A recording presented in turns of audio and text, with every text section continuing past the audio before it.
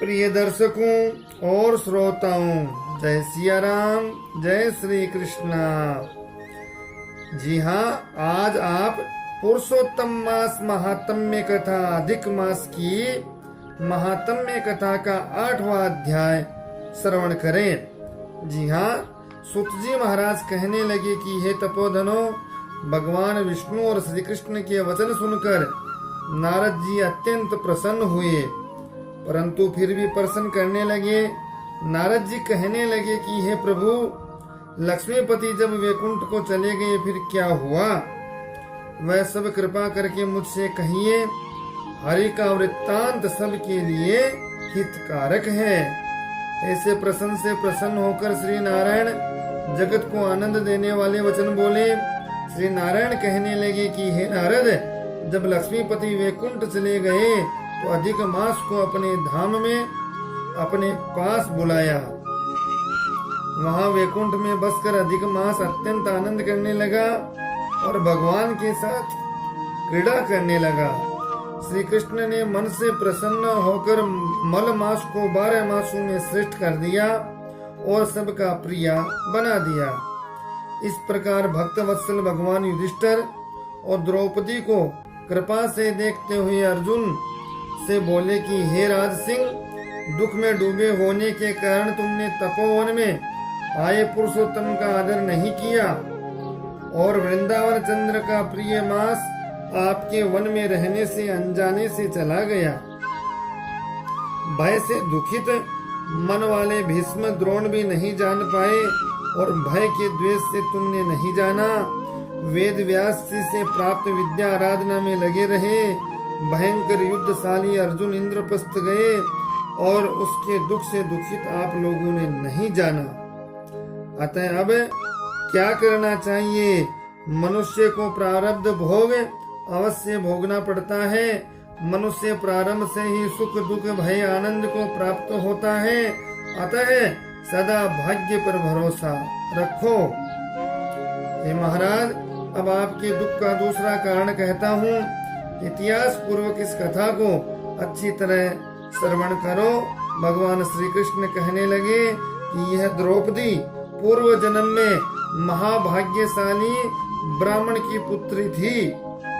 कुछ काल समय व्यतीत होने पर 12 वर्ष की हो गई। अपने पिता की यह एक ही पुत्री थी और बड़ी चतुर गुणवती सुंदरी होने के कारण ये पिता को अत्यंत प्रिय थी। ये पड़ोसन सखियों का सुख देखकर पुत्र पौत्र की इच्छा करने लगी और विचारने लगी कि ऐसे मेरे भी अच्छे गुण और भाग्य वाले भर्ता और सुख देने वाले श्रेष्ठ पुत्र किस तरह उत्पन्न हो। परंतु प्रारब्ध ने तो पहले ही नाश कर दिया। क्या करूं? क्या किसी मुनि के पास जाऊं या किसी तीर्थ में जाकर वहां पर रहूं? मेरा भाग्य कैसे सो गया है कि कोई भर्ता मेरी इच्छा नहीं करता। बड़े आश्चर्य की बात है कि मेरे भाग्य से मेरा पंडित पिता भी मूढ़ हो गया। विवाह काल प्राप्त होने पर भी मुझे अच्छे वर को नहीं सौंपता। पति के दुख की पीड़ा तथा कुमारी में स्वामी का सुख जैसा मेरी सखियां जानती हैं, मैं नहीं जानती। ऐसे आकुल और व्याकुल वाले मनोरथ की चिंता से मेरी भाग्यवती माता पहले ही मर गई। शोक और मोह की तरंगों से पीड़ित कन्या का पिता यह मेधावी ऋषिराज भी पृथ्वी में विचरने लगा, पर कन्यादान के निमित्त जोड़ी का वर ढूंढने पर नहीं मिलने से अपने मनोरथ में निराश हो गया। पुत्री की ओर उसने अपने दुर्भाग्य से अपने दारुण तीव्र जो ज्वर हो गया, तब वह ऋषिराज सब शरीर में अति स्थूल होने के कारण व्याकुल हो गया। श्वास पर श्वास से युक्त होकर लौटता गिरता घर आकर पृथ्वी पर गिर पड़ा। जैसे मदिरा पान करने से मूर्छा को प्राप्त हो जाता है। और अपनी पुत्री का स्मरण किया। जब तक पुत्री भय से व्याकुल होकर अपने पिता के पास आई, तब तक वह मरने के लिए समान हो गया। देवयोग से अकस्मात कांपता हुआ कन्यादान के प्रसंग से उठे हुए महोत्सव से रहित और पूर्व काल के लिए गृहस्थी धर्मों से रहित होकर संसार की वासना को छोड़कर हरि में मन को लगाता वह मेधावी ऋषि राज श्री हरि पुरुषोत्तम को स्मरण करने लगा। हे श्री कृष्ण, हे गोविंद, हे हरे, हे मुरारे, हे राधे, हे दामोदर, हे दीनानाथ, हे ऋषिरेश्वर, आपको नमस्कार करता हूँ। आप मेरी संसार रूपी समुद्र से रक्षा करिए। इस प्रकार मुनि के वचन सुनकर बहुत जल्दी भगवान के पार्षद मरे हुए मुनि के जीवात्मा को लेकर भगवान की वैकुंठ धाम को चले गए और वह पुत्री पिता के मरण का सुनकर हाय हाय करके रोती रही। पिता के देह को गोदी में लेकर विलाप करती रही। अत्यंत दुखित होकर दारुण विलाप करती हुई मानो उसका पिता जीवित हो अत्यंत व्याकुल होकर कहने लगी, हाय पिता, हाय पिता, मुझको किसके सारे छोड़कर विष्णु लोक में चले गए। हे तात, अब मैं बिना पिता के किसके पास रहूंगी।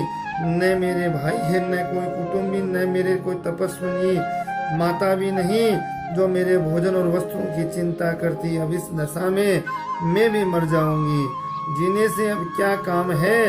उसे इस प्रकार बारंबार रोते और विलाप करते हुए सुनकर उस वन के रहने वाले ब्राह्मण सोचने लगे कि अत्यंत करुणा भरे स्वर से इस तपोवन में कौन रोता है।